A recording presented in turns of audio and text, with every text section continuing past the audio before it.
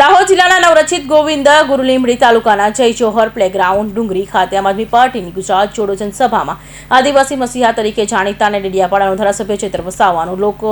જોરદાર સ્વાગત કર્યું અને મોટી સંખ્યામાં જનમેદ ઉમટી પડી હતી। દાહોદ જિલ્લાના નવરચિત ગોવિંદ ગુરુ લીંબડી તાલુકામાં જય જોહર પ્લેગ્રાઉન્ડ ડુંગરી ખાતે આમ આદમી પાર્ટીની ગુજરાત જોડો જનસભામાં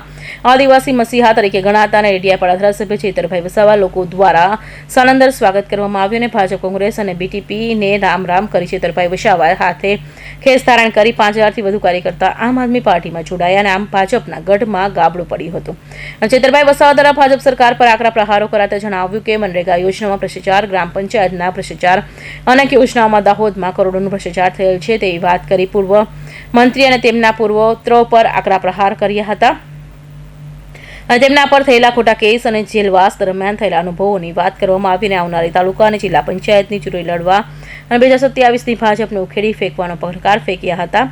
આમ આ પ્રોગ્રામ હજારો જનમેદની ઉમટી પડી હતી। જેલવાસ બાદ પહેલી વખત ચેતરભાઈ વસાવા આવતા લોકો ભારે ઉત્સાહ જોવા મળ્યા હતા અને થાળા બિરસા મુંડા ચોક પર ઢોલ નગારા ડીજે વગાડી શાનદાર સ્વાગત કરવામાં આવ્યું। 2 કલાક સુધી ટ્રાફિક જામના દ્રશ્યો જોવા મળ્યા હતા, જેમાં નર્મદા જિલ્લા પ્રમુખ નિરંજનભાઈ, ગુજરાત સંગઠન મંત્રી નરેશભાઈ બારૈયા દ્વારા પણ ભાજપને આડે હાથ લીધા હતા અને આકરા પ્રહારો કર્યા હતા અને જેમાં જિલ્લા પાર્ટીના પ્રમુખ રાકેશભાઈ બારૈયા તેમજ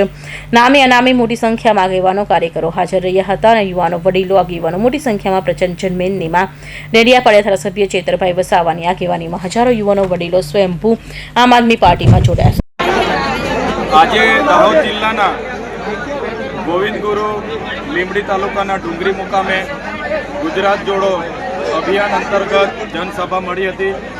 આજની જનસભામાં આ પરિવર્તનની લહેરમાં આ વિસ્તારના 15 થી પણ વધારે સરપંચશ્રીઓ, પૂર્વ તાલુકા પંચાયતના સભ્ય, જિલ્લા પંચાયતના સભ્ય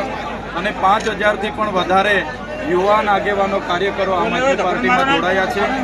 અને આવનારા દિવસોમાં ગુજરાતની તમામ બેઠકો પર આમ આદમી પાર્ટી તાલુકા, જિલ્લા પંચાયત અને નગરપાલિકા, મહાનગરપાલિકામાં ખૂબ જ સારી રીતે લડવાની છે અને 2027ની વિધાનસભામાં પણ સમગ્ર ગુજરાતમાં આમ આદમી પાર્ટી ખૂબ મજબૂતાઈથી લડીને આવનારા દિવસોમાં પરિવર્તન લાવશે અને જે ભારતીય જનતા પાર્ટીના રાજમાં ગુજરાતની જનતાને આજે ખેડૂતોને એના ટેકાના ભાવ નથી મળતા। આજે ટેકાનો ભાવ એક બાજુ સરકાર 2100 રૂપિયા જાહેર કરે છે અને અહીંયા વેપારી 1800 રૂપિયા આપે છે। એ જ પ્રકારે